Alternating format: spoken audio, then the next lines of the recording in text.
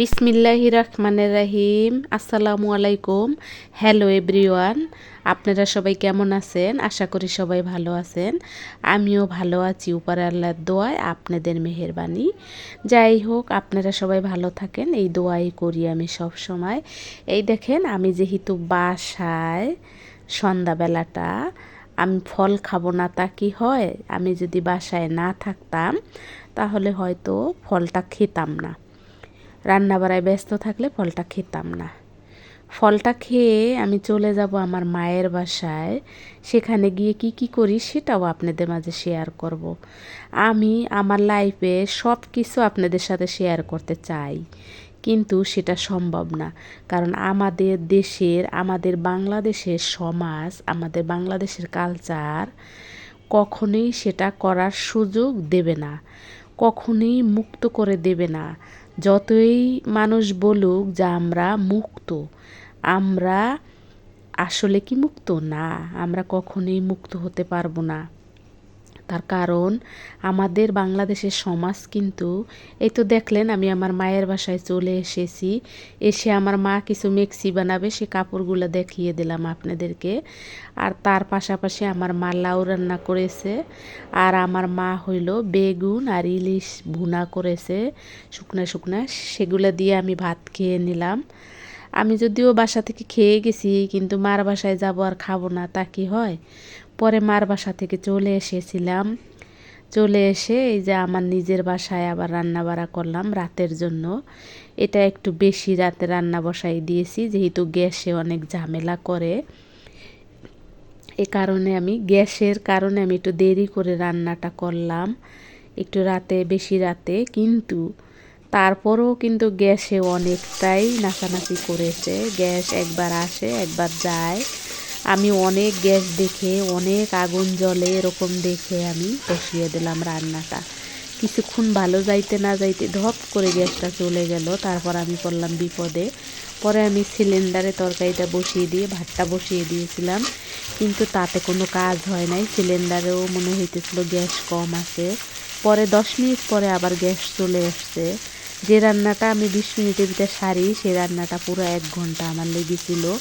যাই হোক, যে কথাটা বলার জন্য ভিডিওটা অন করেছি, ক্যামেরাটা অন করেছি, সেটা হলো আমাদের দেশের কালচার কখনোই কি আমাদেরকে, মেয়েদেরকে উঁচু চোখে দেখে? দেখে না, কখনোই না।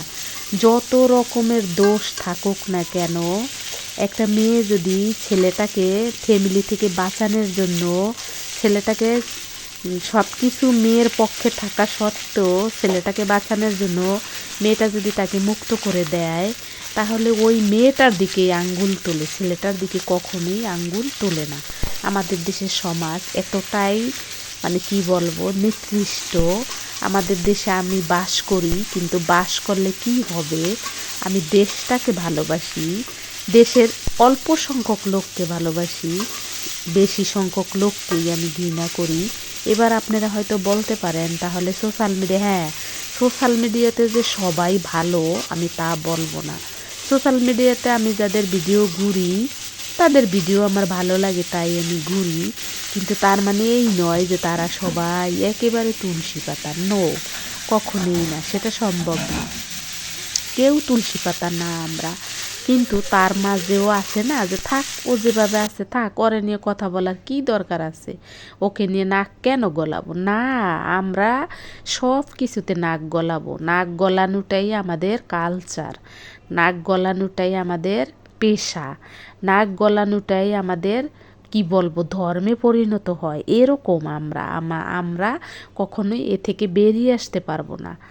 এই সমাজ, এই কালচার থেকে কখনোই আমরা উন্মুক্ত হয়ে বেরিয়ে আসতে পারবো না। একটা মেয়েকে বাঘিনী বলা হয় সোশ্যাল মিডিয়াতে, আমি মনে করি ওর দিক থেকে ও অনেক ভালো। ওই রকম যদি 20টা মেয়ে আমাদের দেশে থাকতো, তাহলে হয়তো আমাদের সোশ্যাল মিডিয়াটাও আরও উজ্জ্বল হইতো। সোশ্যাল মিডিয়াতেও যার যা খুশি সে তাই একজনের বিরুদ্ধে বলে দিতে পারতো না। তার কাছে প্রমাণ থাকা সত্ত্বেও সে কিন্তু ভয় পাইতো বলতে, কিন্তু এখন সেটা করে না। এখন কেন? কখনোই হবে না, কারণ এটা আমাদের দেশের সমাজ, আমাদের দেশের মানুষ। তাই তো এটা হওয়া কখনোই সম্ভব না, এটা ভাবাও মানে কি বলবো, বাবাও হয়তো পাপ, এটা ভাবাও যাবে না। যাই হোক, আমি কিন্তু কথা বলতে বলতে রান্না বাড়া শেষ করলাম, মায়ের বাসা থেকে চলে আসলাম, মায়ের বাসায় খানা খাইলাম, সেটাও দেখাইলাম, মায়ের মেক্সি বানানো কাপড়ও দেখাইলাম। আজকের ভিডিওটা আপনাদের কেমন লাগলো জানাবেন। আর আপনারা আমাকে ভালোবাসেন, আমিও আপনাদেরকে অনেকেরই ভালোবাসি, অনেকের ভিডিও আমি দেখি। যাই হোক, আপনাদের থেকে প্রতিদিনই খুঁটিনাটি শিখি। আমার পরাণের ভাই বোন, আপনারাই হলো আমার আসল সব কিছু। এই চ্যানেলের জন্য তো আপনারা আসলে আসল। এই দুর্বল পয়েন্টটা আসলে সবার ভিতরেই কাজ করে, এই দুর্বল জায়গাটা কিন্তু সকল ইউটিউববাসীরই আছে।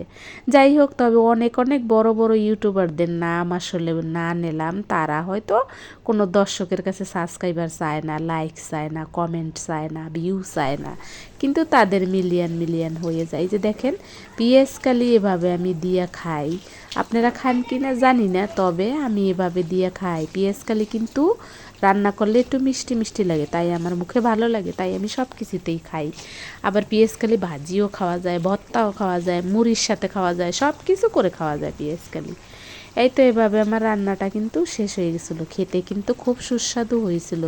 একটু ভয় পেয়েছিলাম, যেহেতু ফুলকপিটা খুব সুন্দর ফুলকপি ছিল, তাই তো আমার খুব ভয় লেগেছিল যে এত সুন্দর ফুলকপিটা নষ্ট হয়ে যাবে, গ্যাসের জন্য রান্না করতে পারবো না। সারা বাংলাদেশে তো আসলে এরকমই গ্যাস।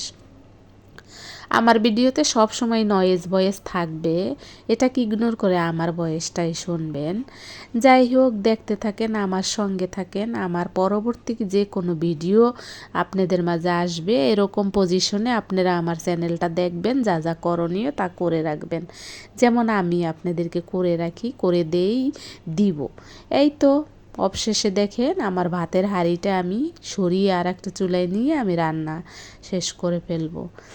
আর আমি যাদের যাদের ভিডিও দেখি, তারা আসলে যথেষ্ট স্মার্ট, তারা আসলে যথেষ্ট হেল্পফুল, মানুষকে হেল্প করে।